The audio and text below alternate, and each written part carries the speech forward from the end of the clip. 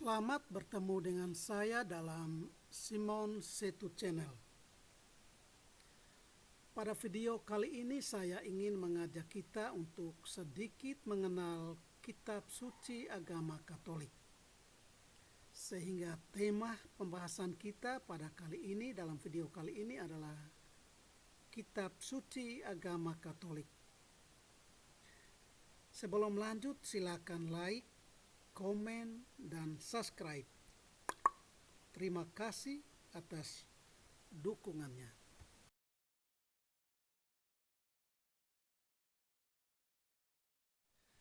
Nah, sahabat-sahabat sekalian, tentu kita sendiri sudah tahu tentang kitab suci, bentuk dan rupa dari buku kitab suci itu sendiri.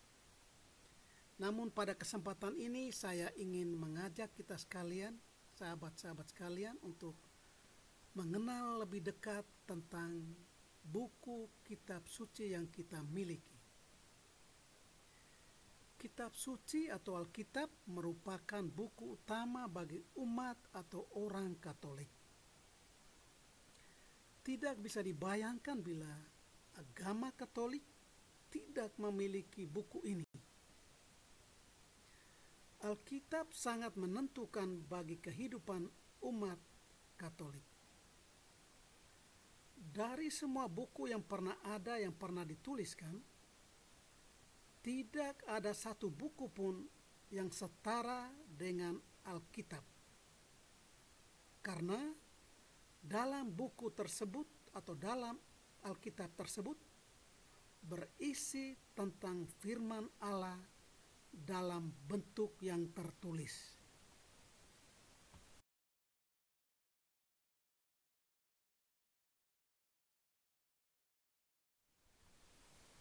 Konsili Vatikan kedua pada tahun 1962 sampai dengan 1965,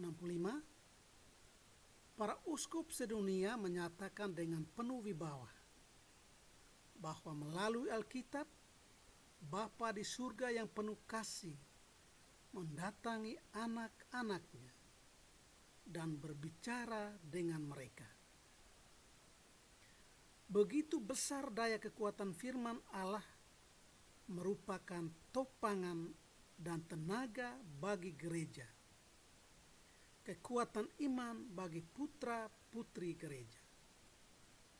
Konstitusi dogmatik tentang wahyu ilahi nomor 21.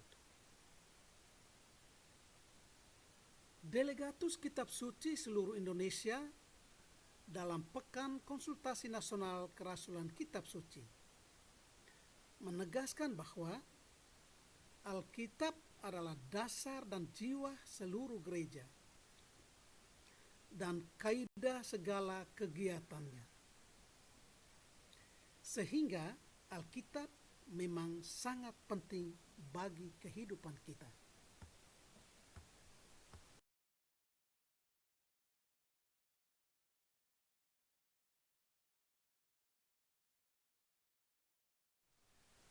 Apa yang dimaksudkan dengan kitab suci atau Alkitab? Pertama,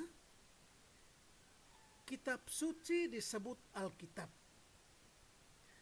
Kitab suci disebut Alkitab karena kitab suci sendiri berasal dari bahasa Arab yang berarti sang kitab atau kitab yang agung. Kitab ini disebut agung karena berisi sabda Allah sendiri. Yang kedua, mengapa disebut kitab suci? Disebut kitab suci karena kitab ini berisi atau memuat sabda-sabda Allah yang suci, sehingga diarak secara meriah dalam perayaan Ekaristi, didupai sebelum dibacakan, dikucup dengan hormat sesudah imam membacakannya, dan ditempatkan di antara lilin yang bernyala saat ibadat sabda. Yang ketiga, kitab suci disebut perjanjian. Kitab suci disebut perjanjian karena di dalam kitab suci tersebut berisi tentang perjanjian-perjanjian Allah dengan manusia.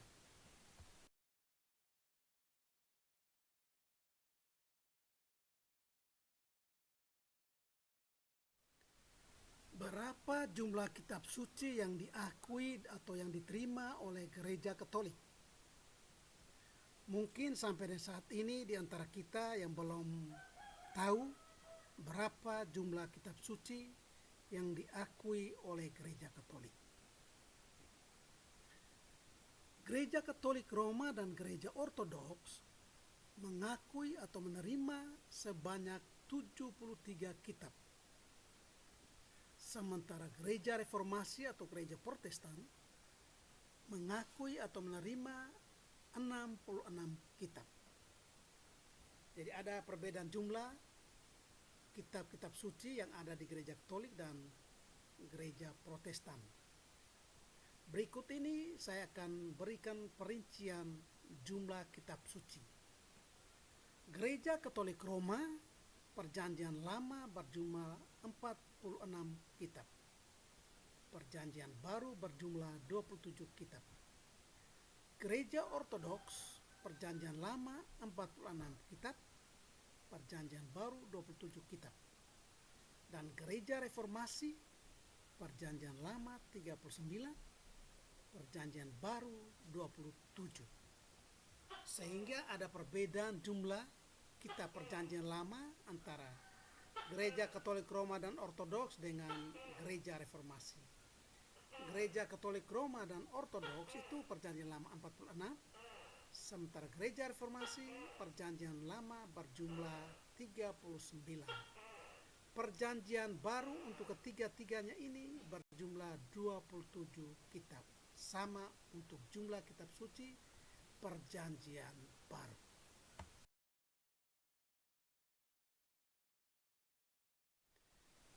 Demikian pembahasan kita tentang kitab suci. Sampai bertemu pada video saya berikutnya dalam Simon Setu Channel.